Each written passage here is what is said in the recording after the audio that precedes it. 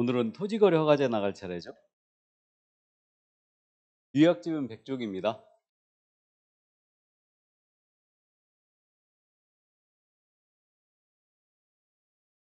천천히 나가도록 하겠습니다. 2시까지 그래서.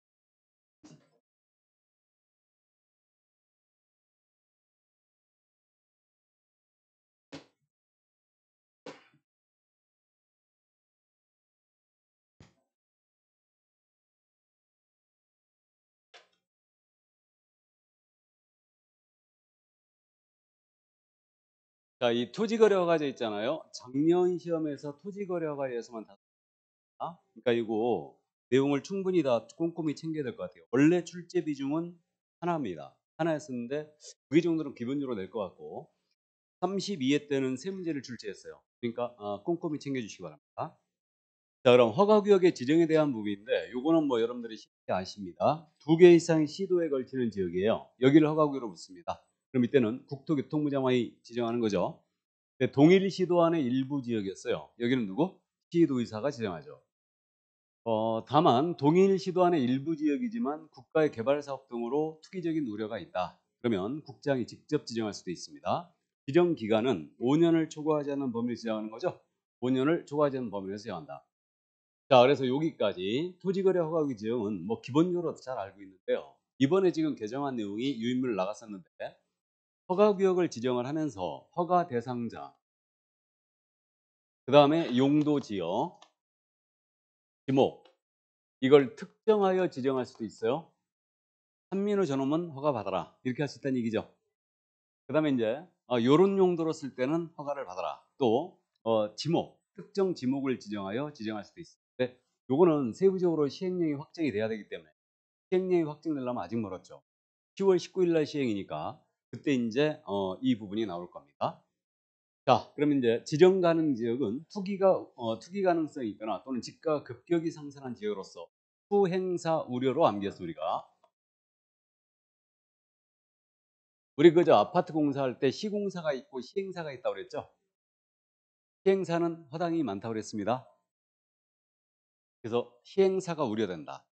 여기를 지정해요. 그러면 수가 뭡니까? 토지 이용 계획이 새로 수립 변경되는 지역. 그러니까 3기 신도시 지역으로 묶는다. 그러면 투기적인 우려가 있죠. 여기 묶을 수 있고 행위 제한 법령의 제정 폐지 등으로 인한 행위 제한이 완화되거나 되는 지역. 행위 제한이 완화되는 거예요. 그러니까 개발 제한 구역이 풀린다는 얘기죠. 다음에 사업이 진행 중이거나 그 인근 지역. 그리고 투기 우려가 있다고 인정하여 관계 행정기관회장이 요청하는 지역. 이 지역을 묶을 수 있다. 가볍게 이해만 해 두시고요. 자, 그럼 지정 가능 지역은 이렇게 되고요. 그러면 요 지역들 중에서 이제 국토부 장관이나 시도의사가 지정하는 겁니다. 그럼 지정 절차. 요 꼭 이해하고 있어야 됩니다. 요즘 지정 절차 계속 내고 있어요. 그러니까 공법 쪽에서 토지 거래 가지고 운영할 때도 지정 절차는 계속 냈습니다. 그러니까 꼭 이해해 두시는데. 자, 그럼 투기적인 우려가 있는가 조사를 하겠죠. 그런 다음에 이제 도시계획위원회 심의를 거칩니다. 그러면 도계의 심의 국장이 지정한다. 중앙도시계획위원회겠고 시도의사라면 시도 도시계획위원회겠죠. 여기 심의를 거쳐서 이제 지정이 돼요. 그러면 지체 없이 공고 나갑니다. 그럼 공고는 요거 암기하지 말자고 그랬는데 언제서부터 언제까지인지 지정기간 나오고 어떤 토지를 지정하는지 그 토지의 소재지라든가 용도 지역이 공고가 되고요. 그 다음에 지형도가 나간다는 게 특이하기 때문에 기억하자고 그랬습니다. 축척 25,000분의 5만 분의 1이죠. 그 지형도가 공고가 되더라. 그리고 이제 허가가 필요 없는 기준 면적이 있죠. 그래서 이것도 공고해져요. 요 면적 이하로 왔을 때는 허가 받을 필요가 없다. 이렇게 이제 공고 나가는 거예요. 만약에 허가 대상자나 용도나 지목을 특정하여 지정을 했다. 그러면 이 대상자, 허가 대상자가 아닌 자를 공고해 줘야 되겠죠. 이것도 이제 세부 사항이 나중에 나올 거고요. 자, 그럼 요 사항을 공고를 해준다. 그리고 이제 공고함과 동시에 지체 없이 또 시군구청장한테 통지해 줍니다. 그럼 국장이나 시도의사가 지정했으니까 이들이 시도의사가 지정했다면 국토부 장관에게 통보해주고 시군구청장한테 통보하죠. 또 국장이 지정했다면 시도의사를 거쳐서 시군구청장한테 통지해줍니다. 그러니까 이자는 왜 통지를 받냐면요. 허가권자의 이자는. 국장 시도의사는 지정권자죠. 구분하세요. 허가권자와 지정권자를 구분합니다. 그럼 시군구청장이 지정 통지 받았잖아요. 그러면 이자가 지체 없이 등기소장한테 통지해줍니다. 그럼 등기소장한테 통지해주는 이유는 그거라고 했죠. 허가구역 내 토지에 대해 이전 등기한다. 그러면 허가증이 있어야 된다고 그랬어요. 그러니까 통지를 해주는 겁니다. 그리고 이와 동시에 다시 이자가 공고 나가요. 그럼 이때는 날짜가 있습니다. 시군구청장이 공고 나갈 때는 며칠 이상? 7일 이상이고 일반인이 볼 수 있도록 열람을 하게 해줘야 됩니다. 열람이니까 며칠? 15일, 15이에요. 숫자 이렇게 얘기합니다. 자, 그럼 이제 허가구역 지정의 효력이 발생하는데 이 효력 발생은 지정 공고를 한 날로부터 며칠? 5일 후에요. 이제 5일을 기억했으니까요. 기준점 잘 봐주세요. 시군구청장이 공고한 날로부터 5일이 아니에요. 지정권자가 지정한 날로부터 5일 후입니다. 그래서 정확하게 받으시고요.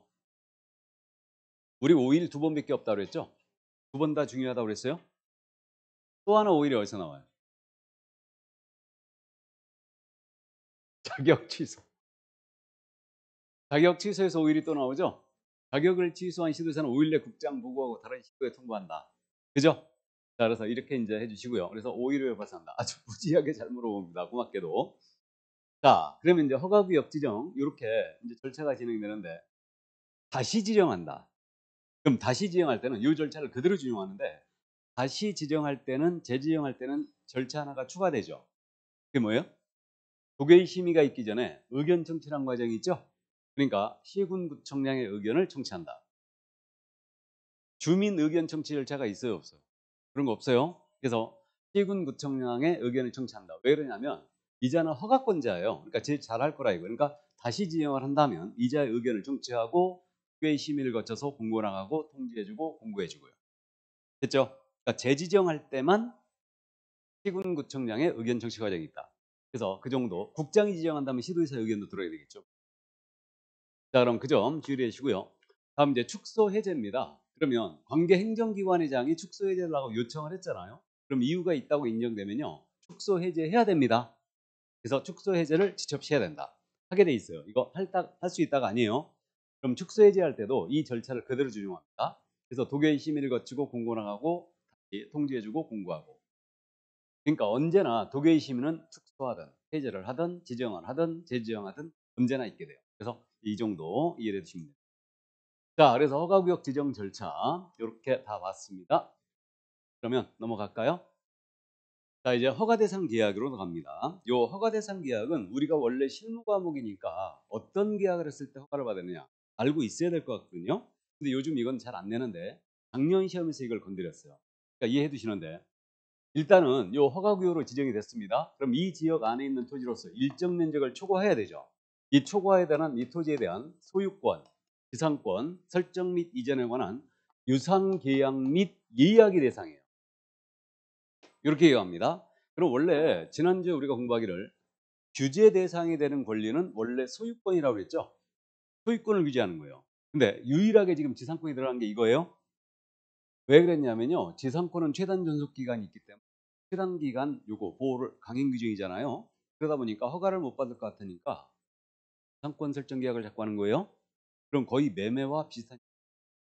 그래가지고 지상권을 허가 대상으로 잡았습니다. 그래서 대신 유상이어야 된다는 얘기죠. 자, 그래서 일정 면적을 초과하는 이게 기준 면적이에요. 소유권 지상권에 관한 유상 예약 및 예약의 대상이다. 매물 변제 예약이 들어간다는 거예요. 그럼 6가지 따져보는 겁니다. 이제 습관적으로 매매, 교환, 증여, 상속 판결, 경매 6가지를 꼭 따져보는데 매매, 교환으로 취득합니다. 요거 허가구역 내 토지를 취득하는 거예요. 허가 받아야 되겠죠. 근데 증여는 무상계약이죠. 대상이 아니죠. 이렇게 되고요. 그럼 사용대차도 당연히 아닐 겁니다. 이렇게 되고요. 그 다음에 이제 상속은 규제에 들어갈 일이 없겠죠. 또 돌아가시는데 어쩌라고. 다만 외국인은 상속으로 국내 부동산 등을 취득하면 신고 들어와야 됩니다. 상속. 외국인이 상속으로 국내 부동산 등을 받거든요. 6개월에 60일. 6개월이다. 좋습니다. 자, 그래서 요 상속은 제외됐고요. 그 다음에 판결입니다. 이건 짜고 칠까봐 전부 다 규제에 들어간다고 그랬죠. 기억나요? 판결은 짜고 칠까봐 규제에서 피가는 아무것도 없어요. 농지를 판결로 받아도 농지증이 있어야 되죠. 그러니까 허가구역 내 토지를 이거 판결로 받았다. 그렇다 하더라도 이전 계약에선 허가증이 있어야 됩니다. 자, 근데 이제 경매입니다. 경매는 입찰 방식으로 하죠. 투기 가능성이 없다 본 거예요. 그러니까 경매는 제외시켰습니다. 그래서 경매 꼭 기억해 두시고 그러니까 허가구역 내 토지를 내가 취득하려고 하는데 취득 못할 것 같다. 경매 물건을 찾아보면 된다 그랬죠. 자, 그래서 그 정도 이해하시고 작년에 물어봤던 게 요거였거든요. 이거 작년에 이걸 물어봤는데, 자 여기부터 보겠습니다. 이게 공매가 지금 공개 매각의 준말이죠. 한국자산관리공사 하는 걸로 궁금하는데 공매의 종류는 세 가지가 있어요. 비업무용 공매가 있거든요. 비업무용 공매라는 것은 수탁재산 공매와 같은 표현이에요. 그럼 비업무용 부동산은 그거 아니에요. 기업체나 은행이 갖고 있는 비업무용 부동산을 한국자산관리공사가 대신 팔아주는 거죠. 이게 비업무용 부동산 공매예요. 그러면 비업무용 부동산 공매는요, 실질이 매매와 똑같아요. 매매와. 그러면 특수한 지금 매각 방식, 입찰 방식으로 가고 있을 뿐입니다. 그럼 비업무용 공매로 토지거래 허가구역 내 토지를 취득했다. 허가를 받아야 돼요.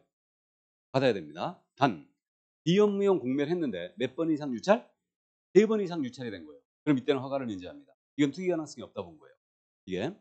이게요. 15회 전에는 우리 쪽에서 엄청 잘 물었어요. 15회 이후에는 지금 현재 20년이 넘도록 안 묻고 있는 겁니다. 그래서 요거 참고 많이 해주세요. 비업무용 공매는 일단 3회 이상 유찰됐을 때는 허가를 면제한다. 이렇게 되는데 요거 작년에 물어봤던 게 이거였어요.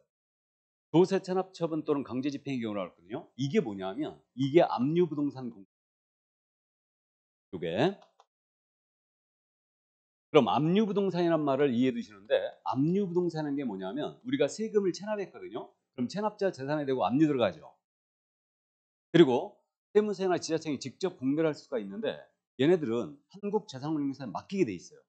세무서나 지자체장. 그러면 한국자산관리공사가 이들의 대리인으로서 대신 공매를 진행합니다. 이때 하는 게 뭐다? 압류부동산 공매. 근데 압류부동산 공매는요, 국세징수법이나 지방세징수법은요. 근데 국세징수법이나 지방세징수법의 내용을 보면요, 이게 민사집행법의 내용과 정말 비슷해요. 그러니까 꼭 명심할게. 압류부동산 공매는 실질이 경매와 똑같아요. 실질이. 그러면 허가구역 내 토지를 내가 압류부동산 공매로 낙찰을 받았습니다. 허가를 받는다 안 받는다? 안 받아요. 경매처럼 이거 면제해버립니다. 이걸 작년에 물어봤어요. 그러니까 요거 받지 않습니다. 이해해 두시고. 그 다음에 우리 그 교재는 마지막에 외국인 등의 토지 취득에 허가를 받았다고 돼 있죠? 이건 기억하고 있죠? 여기 허가구역인데 요 안에 군사시설 보호구역이었어요. 여기를 외국인 취득한다. 그럼 이 외국인은 둘 중에 하나만 받으면 되는 거죠. 토지거래 허가를 받던 외국인 취득 허가를 받던 둘 중에 하나를 받으면 서로 면제한다. 그거였어요. 그러니까 여기까지 이해해 두시고, 자, 그 다음 이제 공공기관 등의 허가 간주란 말 나와 있는데 우리 당사자 일방이라든가 또는 양쪽이 국가나 지방자치단체관이 있었습니다. 그들은 허가권자인 시군구청장과 협의를 했잖아요. 그럼 협의가 성립되었을 때 허가를 받은 것으로 됐죠? 가볍게 이해만 해두시고, 자, 그 다음 이제 넘어갑니다. 허가를 요하지 않는 기준 면적이 있죠.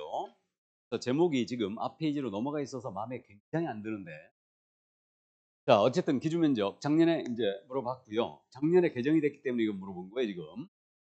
그럼 우리가 숫자 암기하고 있거든요. 요 면적 이하로만 허가를 받을 필요가 없다는 얘기죠. 그래서 우리가 도시지역은 주상공농 미로 암기했어요. 그러면 60, 1515, 260이죠. 앞뒤로 60, 1515, 200. 공법 시간에 들어봤죠? 분할 금지 면적. 맞습니까?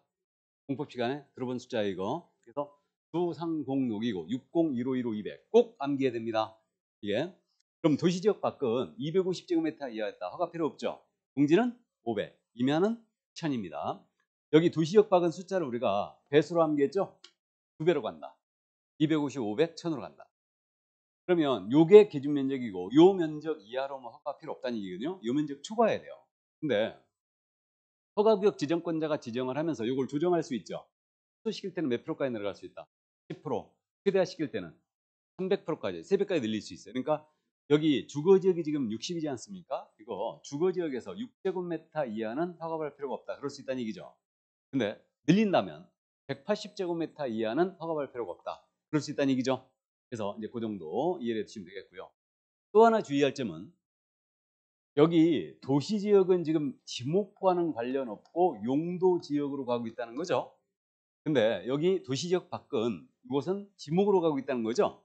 지목이 임야인지 농지인지 이렇게 지목으로 가고 있어요. 그래서 이 부분 허가구역 지정권자에 따른 정함이 없다면 녹지지역 내에 있는 농지로서 그 면적이 300제곱미터인 경우는 토지거래 허가를 받을 필요가 없다. OX. 지금 누가 오라고 그랬어요? X죠. 조심해야 됩니다. 이거 녹지지역이라고 그랬죠 지금. 지목 이거 농지에 해놓되면 안 된다. 아셨죠? 조심해야 됩니다. 이거. 그러니까 이게 녹지지역이라고 했기 때문에 도시지역은 용도지역으로 가는 거지 지목과는 전혀 관련이 없다. 됐죠? 그 정도. 그래서 녹지지역은 현재 기준이 200이니까 300은 무조건 허가 받으셔야 돼요. 자, 그럼 요 정도 주의해 주시고 그다음 이제 면적 산적에 대한 특례가 있는데 요거는 이해만 해 두시면 돼요. 암기할 필요 없이. 그 일단의 토지 거래입니다. 일단의 토지라는 게 뭐냐면요. 같은 용도로 여러 개의 토지를 같이 쓰는 거지. 이게 이제 일단의 토지인데 제가 정규 강의를 할 때 요 부분 사례를 이렇게 들었습니다. 여기가 상업지역이에요. 상업지역인데 여기에 공장용지가 세 필지가 있었다. 상업지역 내에 공장용지 있을 수 있다 없다? 있을 수 있죠 당연히. 그래갖고 1번지, 2번지, 3번지 면적이 150. 그래가지고 요것을 갑이 소유하고 있는데 이게 공장으로 쓰고 있는 거예요. 일단의 토지입니다. 네? 그래가지고 이 갑이 3번지 토지에 대하여 을한테 파는 거예요. 그럼 이거 다른 정함이 없다면 토지거래가 대상이다 아니다? 아니죠. 지금 상업지역이라고 그랬죠. 상업지역이니까 기준이 몇? 150. 토지거래가 받을 필요가 없어요. 이걸 초과해야 돼요. 허가 안 받았거든요.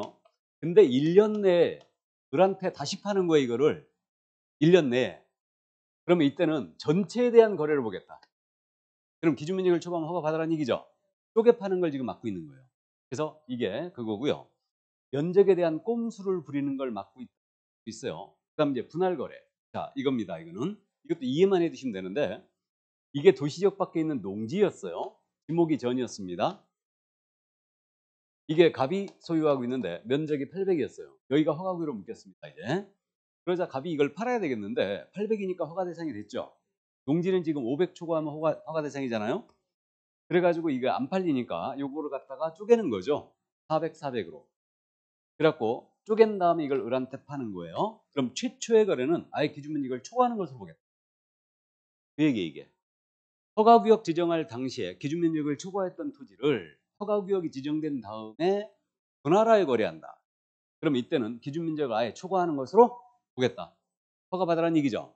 이해가 충분히 됐고요. 그러면 분할 거래를 하지 않고 지분으로 팔아치우는 거예요. 그럼 이때도 허가를 받아야 되겠죠. 다만 이 분할이 공공사업으로 분할했다. 그때는 제외시켜야 되겠죠. 그 정도 이해하시면 돼요. 그래서 면적 기준 암기 꼭 해주시고요. 60, 1515, 200 이렇게 암기합니다. 자, 그 다음에 이제 넘어갑니다. 그러면 이제 토지거래가 절차가 나오고 있는데 토지거래가 절차는 가볍게 이해를 해주시는데 허가 신청 들어갑니다. 당사자 공동 신청이죠. 그리고 이거 대공이 중개했을지라도 허가 신청 의무가 있다 없다? 없다. 이때 자금 조달 계획서 들어가 있다는 거 기억하고 있죠? 작년에 물어봤죠 이거. 그러니까 토지거래가 신청할 때는 무조건 자금 조달 계획서 들어와야 됩니다.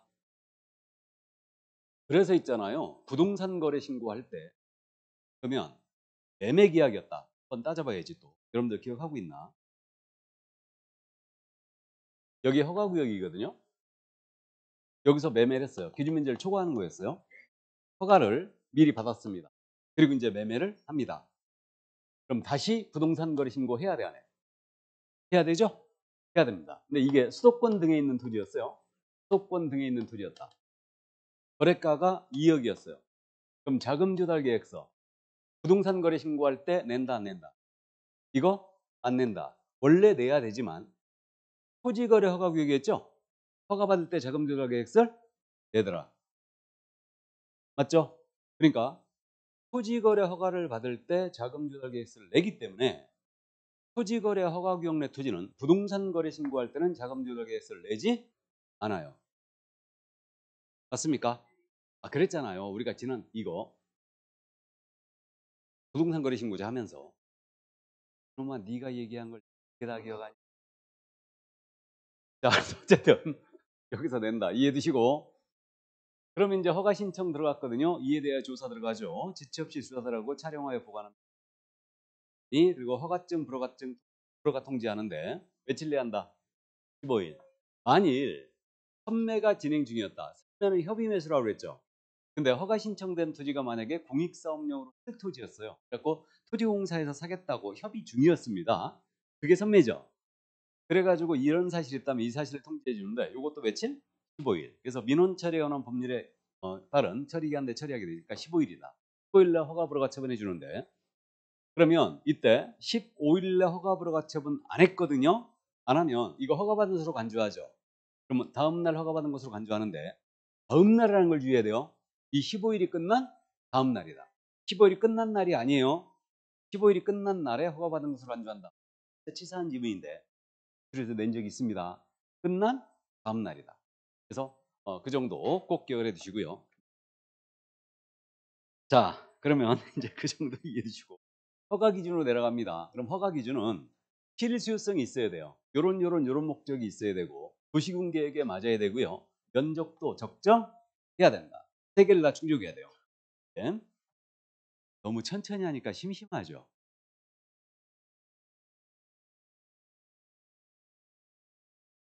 아니 이게 천천히 하면 말이 자꾸 꼬여서. 자, 그래서 이 세 가지를 충족하는데 실수요성 우리가 암기하자고 그랬어요. 그래갖고 이제 표예요, 표. 103쪽에 지금 표. 그럼 이런 목적이 있어야지 허가를 받을 수 있다. 첫 번째, 자기의 거주용 주택용지를 이용한다. 그러면 허가받을 수 있죠. 그러니까 내가 은퇴 후에 전원주택 짓겠다? 가능하다는 얘기예요. 이때는 이용 의무기간이 몇 년? 2년은 써야 됩니다. 다음에 주민을 위한, 지역 주민을 위한 복지시설, 페닉스로 쓴다. 복지시설은 경로당으로 쓰겠다. 페닉스, 지역 주민의 근린생활시설로 쓰겠다. 가능하다는 얘기죠. 그때도 이용 의무기간이 2년, 문제 없고. 그 다음에 농업인 등이 농업 경영을 위하여 취득할 수도 있죠. 그래서 이거 이제 이해 드시는데 이때도 이용 의무기간이 몇 년? 2년입니다. 이렇게 되는데 그럼 농업인, 어업인, 임업인 이들이 축산업, 뭐 임업이나 농업이나 이런 걸 하기 위해서 취득할 수 있다는 얘기인데 거기 30km 우리 기억하고 있죠. 그 밑줄 그어져 있거든요. 그래서 이제 이해만 해두자고 그랬는데 이것도 여기서 농업을 짓고 있는 농사를 짓고 있는데 이분이 농업 경영을 위해서 허가구역 토지를 취득해야 되겠어요. 그러면 여기가 허가구역으로 묻겠는데 이 안에 토지를 취득하는 거예요. 거리 제한이 있죠 지금 몇 킬로? 30km 내라면 취득할 수 있다. 이걸 통작거리로 부른다고 그랬죠? 통작거리, 농사를 지을 수 있는 거리. 그래서 30km 내라면 취득할 수 있어요. 요즘 차들이 고속노화 됐기 때문에 전에는 이게 몇 킬로였다고요? 20km. 그래서 30km 늘려놓은 거죠. 예.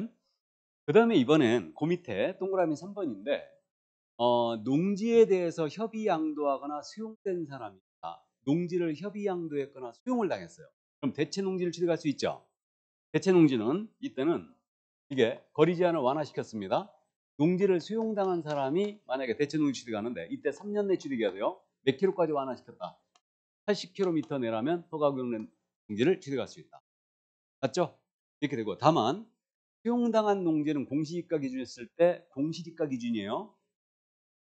2억짜리 수용당했거든요. 근데 허가구역 내 농지에 대해서 대체 농지를 취득하는데 이거 5억짜리 취득하겠대요. 될까 안 될까? 당연히 안 되겠죠. 그래서 공시지가 기준이었을 때 여기 새로 취득하는 토지는 종전 토지가 이하해야 된다. 바로 속에 있는 말이 그 말이에요. 이해만 해두세요. 자, 그래서 30km, 80km 이 정도 이해만 해두시고 넘어갑니다. 자, 그 다음에 거기 이제 양괄호 4, 5, 6번은 지금 좌측으로 묶어놨죠? 4, 5, 6번 좌측으로 묶어놨습니다. 이건 공통점이 뭐다? 사업에 쓸 목적이다.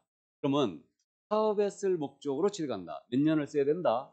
4년이다. 그럼 분양을 목적으로 취득했는데 4년 내 분양이 완료가 끝났어요. 그러면 이용 의무 기간이 끝난 걸로 보는 거죠. 그래서 사업에 쓸 목적은 4년을 써야 된다. 자, 이제 내려갑니다. 그 일상생활과 통상적인 경제활동에 쓰기 위해서 첫 번째, 만약에 농지 외 토지를 수용당했어요. 농지 외 토지를 수용당한 사람이 3년 내 대체되는 토지를 취득할 수 있죠.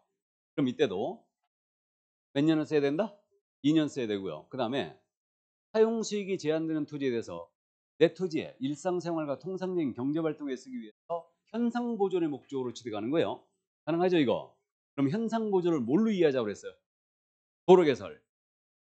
말이 참 어려운데 도로개설로 이해하자고 그랬습니다. 그래서 이게 그거라고 그랬어요. 제가 극단적인 예를 들었었는데, 자, 이게 내 땅이거든요. 근데 여기가 허가구역으로 묶여 있거든요. 근데 내 땅에 통상적인 경제활동에 쓰기 위해서 여기 토지를 취득해야 되겠어요. 왜? 도로 개설하기 위해서. 이게 현상보존 목적이에요. 그래서 도로를 개설해야 되는데 여기밖에 없는 거예요. 그러면 허가를 해주겠다는 얘기죠? 그 얘기입니다. 근데 이 토지가 아무 쓸데가 없는 거야. 건축도 안 되고 형질 변경도 안 되고 사용 수익이 제한되고 있는 거죠 지금.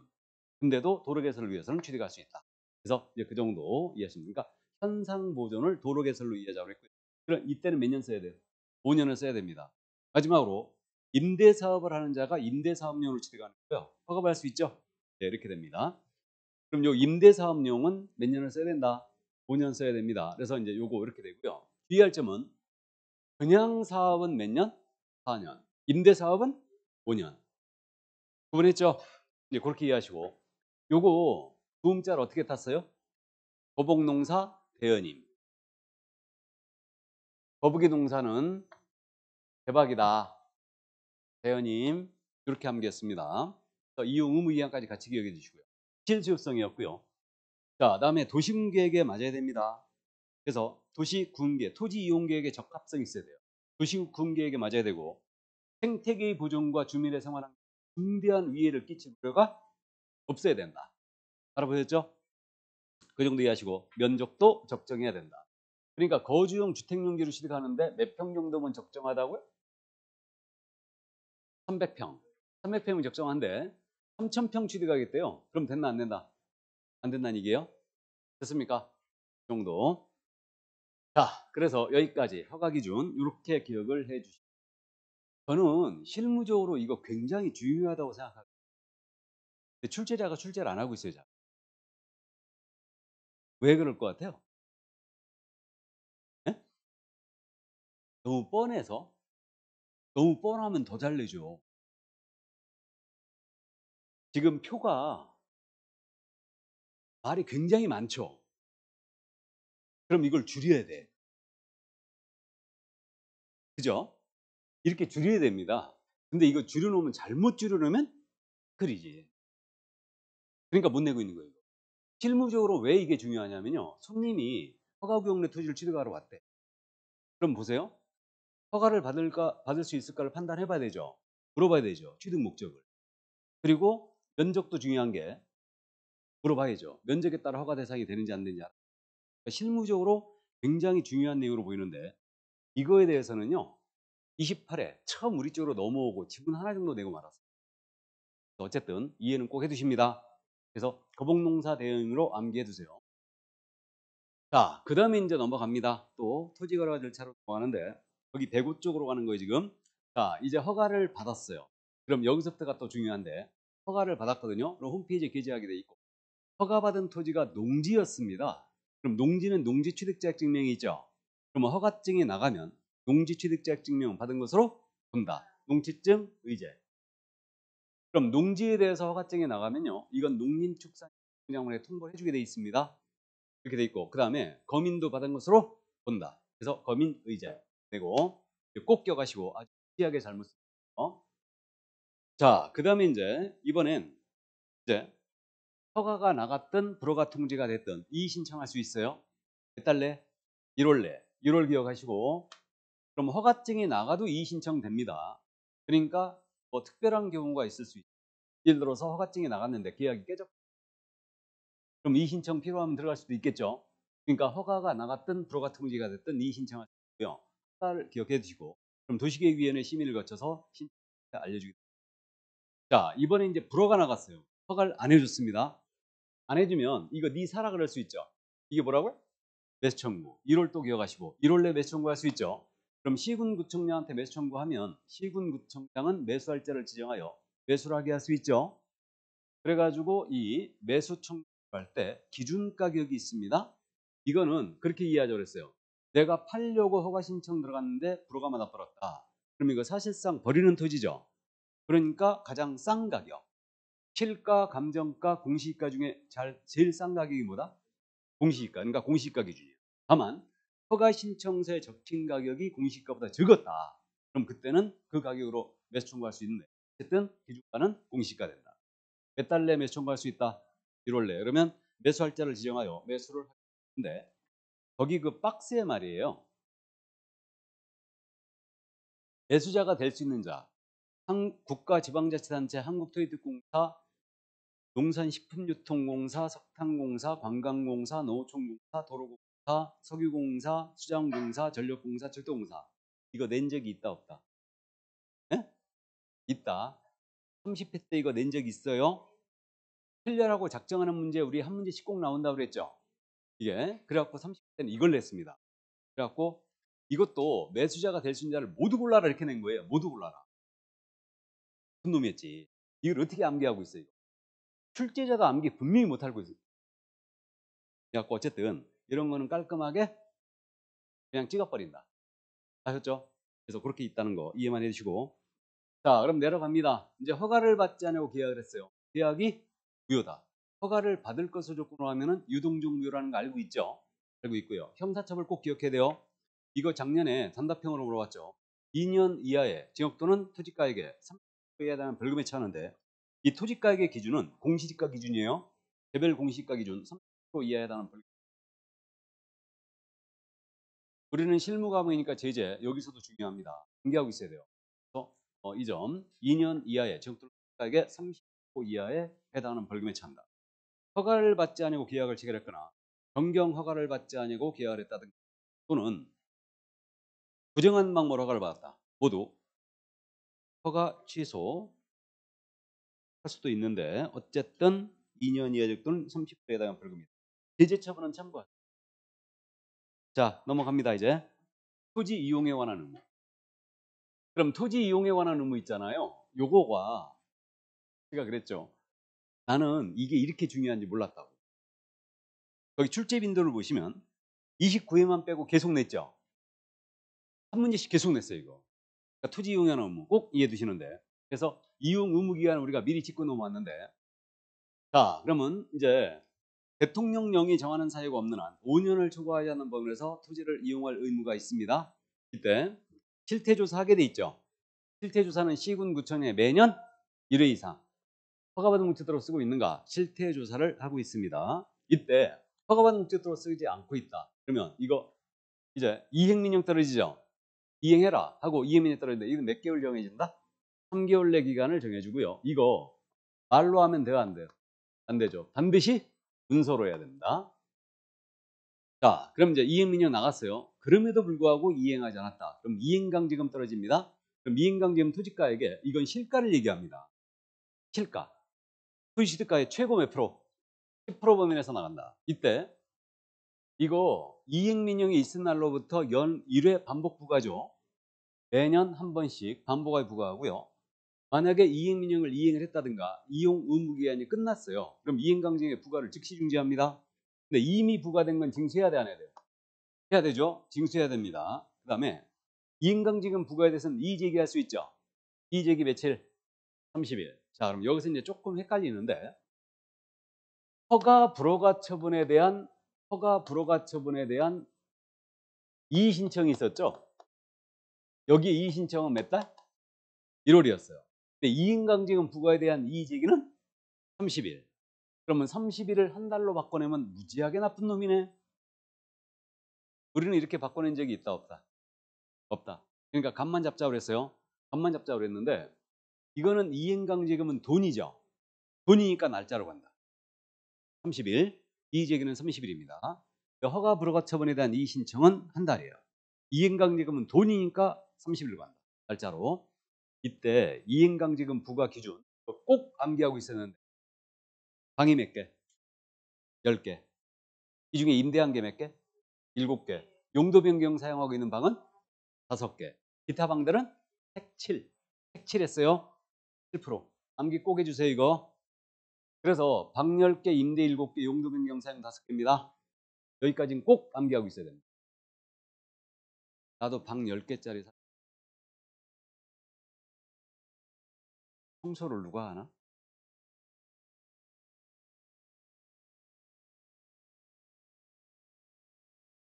요즘 아침마다 그 해외 한 달 살기 그거 나오대? 아침마다? 아니 그거는 너무 소비를 조장하는 거 아니야?